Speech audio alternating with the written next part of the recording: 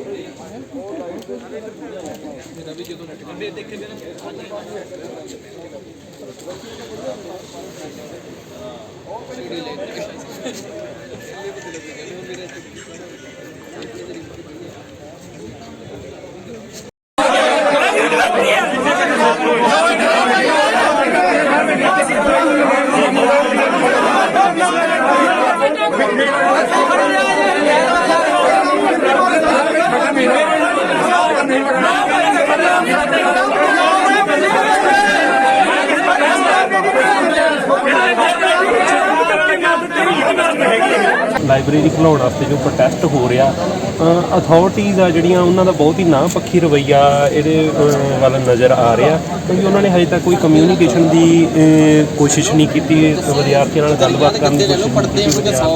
ਲਗਭਗ 2-2.5 ਘੰਟਿਆਂ ਤੋਂ ਇੱਥੇ ਬੈਠੇ ਹੋਏ ਆ। ਇਸ ਵਤੀਰੇ ਬਾਰੇ ਤੁਸੀਂ ਕੀ ਕਹਿਣਾ ਚਾਹੋਗੇ? ਇਹ ਜਿਹੜਾ ਯੂਨੀਵਰਸਿਟੀ ਹੈੱਡ ਦਾ ਵਤੀਰਾ ਇਹ ਬਿਲਕੁਲ ਮੋਦੀ ਦੇ ਬਰਾਬਰ ਦਾ ਵਤੀਰਾ, ਜਿਵੇਂ ਉਹ ਆਪਦੇ ਲੋਕਾਂ ਨਾਲ ਗੱਲ ਨਹੀਂ ਕਰਦਾ ਤੇ ਇਹ ਆਪਦੇ ਵਿਦਿਆਰਥੀਆਂ ਨਾਲ ਗੱਲ ਨਹੀਂ ਕਰਦਾ। ਜਿਹੜੀ ਕੋਈ ਵੀ ਵਿਦਿਅਕ ਸੰਸਥਾ ਉਹ ਵਿਦਿਆਰਥੀਆਂ ਵਾਸਤੇ ਹੁੰਦੀ ਆ, ਨਾ ਕਿ ਕਿਸੇ ਵੱਡੇ ਜਿਹੜਾ ਜ਼ਿੰਮੇਵਾਰ ਵਿਅਕਤੀ ਆ ਉਹਦੇ ਤਾਨਾਸ਼ਾਹੀ ਫਰਮਾਨਾਂ ਦੇ ਵਾਸਤੇ। ਬੱਚੇ ਪੜ੍ਹਨ ਲਈ ਤਾਂ ਕੋਈ ਪ੍ਰਬੰਧ ਹੈ ਨਹੀਂ, ਪਰ ਆਪਦੇ ਤਾਨਾਸ਼ਾਹੀ ਫੈਸਲੇ ਸੁਣਾਉਣ ਲਈ ਸਾਰਾ ਕੁਝ ਹੈ ਤੇ ਸਾਰੇ ਪ੍ਰੋਫੈਸਰ ਜਾਂ ਹੋਰ ਬਾਕੀ ਉਹਨਾਂ ਦੀਆਂ ਗੱਲਾਂ ਮੰਨਦੇ ਆ, ਪਰ ਵਿਦਿਆਰਥੀ ਦੀ ਕੋਈ ਵੀ ਗੱਲ ਨਹੀਂ ਮੰਨਦਾ। ਅਸੀਂ ਦੇਖਿਆ ਕਿ ਵਿਦਿਆਰਥੀਆਂ ਨੂੰ ਜਿਹੜੇ ਅਥਾਰਟੀਜ਼ ਵੱਲੋਂ ਕੋਡ ਵੀ ਆ ਰਹੇ ਆ, ਜਿਹੜੇ ਉਹਨਾਂ ਦੇ ਗਾਈਡਸ ਆ PhD ਦੇ ਵਿਦਿਆਰਥੀ ਆ, ਉਹਨਾਂ ਦੀ ਪੜ੍ਹਾਈ ਦਾ ਨੁਕਸਾਨ ਹੋ ਰਿਹਾ ਤੇ ਉਹਨਾਂ ਨੂੰ ਇਸ ਅੰਦੋਲਨ ਤੋਂ, ਇਸ ਪ੍ਰੋਟੈਸਟ ਤੋਂ ਪਾਸੇ ਹੋਣ ਲਈ ਹਦਾਇਤ ਕੀਤੀ ਜਾ ਰਹੀ ਆ। ਇਸ ਨੂੰ ਤੁਸੀਂ ਕਿਵੇਂ ਦੇਖਦੇ ਹੋ? ਸਾਰੇ ਹੱਥਕੰਡੇ ਅਪਣਾਉਣੇ ਆ ਵੀ ਜੇ ਕੋਈ ਵੀ ਬੋਲਦਾ ਤਾਂ ਉਹਨੂੰ ਦਬਾ ਕੇ ਜਾਂ ਉਹਦੀ ਪੜ੍ਹਾਈ ਦਾ ਡਰ ਪਾ ਕੇ ਤੇ ਪੜ੍ਹਾਈ ਖਤਰੇ ਦਾ ਅੱਗੇ ਨੌਕਰੀ ਨਹੀਂ ਮਿਲਣੀ ਜਾਂ ਕੁਛ ਵੀ ਹੋ ਕੇ ਵੀ ਉਹਨੂੰ ਪਿੱਛੇ ਹਟਾ ਦਿੱਤਾ ਜਾਵੇ। ਇੱਕ ਨੂੰ ਡਰਾਵਾਂਗੇ ਤਾਂ 10 ਹੋਰ ਕਰਨਗੇ, ਪਰ ਇੱਥੇ ਇੱਕ ਨੂੰ ਬਚਾਉਣ ਵਾਸਤੇ 10 ਨੂੰ ਅੱਗੇ ਆਉਣਾ ਪਊਗਾ।